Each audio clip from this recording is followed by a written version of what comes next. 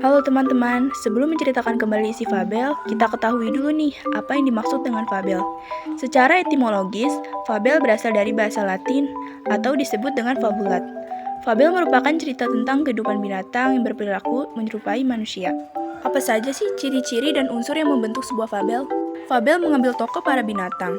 Watak tokoh para binatang digambarkan ada yang baik dan ada yang buruk, seperti wajarnya watak manusia. Tokoh para binatang bisa berbicara seperti manusia. Cerita memiliki rangkaian peristiwa yang menunjukkan kejadian sebab dan akibat. Rangkaian sebab dan akibat diurutkan dari awal sampai akhir. Fabel menggunakan latar alam, hutan, sungai, kolam, dan lain-lain sebagai contoh. Ciri bahasa yang digunakan, ada kalimat naratif atau disebut dengan peristiwa, kalimat langsung yang berupa dialog para tokoh, dan menggunakan kata sehari-hari dalam situasi tidak formal atau bahasa percakapan. Cerita Angsa dan Kura-Kura adalah salah satu cerita fabel yang akan saya ceritakan kembali untuk melengkapi tugas pada halaman 208 buku Bahasa Indonesia kelas 7. Menceritakan kembali isi fabel. Simak cerita berikut ini ya teman-teman.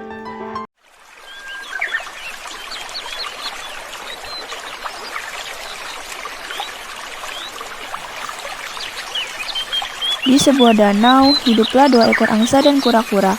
Mereka saling berteman baik. Setelah berenang di danau, angsa-angsa senang terbang tinggi untuk melihat pemandangan alam dan lingkungan sekitar yang indah. Hal tersebut membuat kura-kura menjadi penasaran, karena angsa sering menceritakan hal-hal indah yang dilihatnya. Sekalipun si kura-kura belum pernah melihat pemandangan tersebut secara langsung.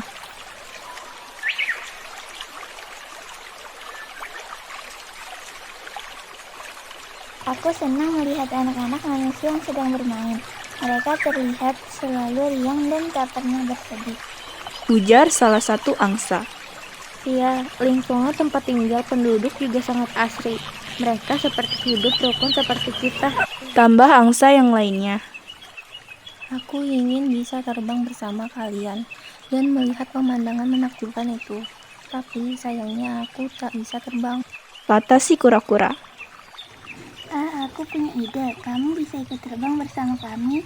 Dengan sebatang kayu ini, kamu bisa membawamu terbang. Bagaimana caranya? Tanya kura-kura penasaran.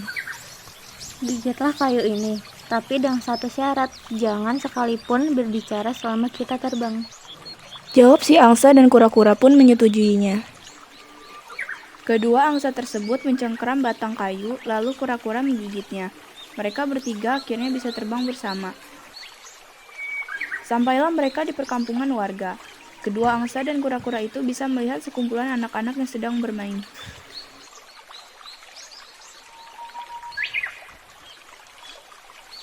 Lihat ke atas, ada dua angsa yang membawa terbang kura-kura. Mereka lucu sekali ya. Teriak salah satu anak. Lantas semua anak-anak itu mendongak ke atas dan melihat kedua angsa dan kura-kura. Kemudian mereka pun ikut tertawa. Merasa ditertawakan, kura-kura pun merasa tersinggung. Dasar anak-anak nakal, teriak kura-kura. Namun, dia lupa kalau tak boleh bicara sepatah kata pun selama terbang, karena hal itu akan membuat gigitannya lepas dan akhirnya terjatuh.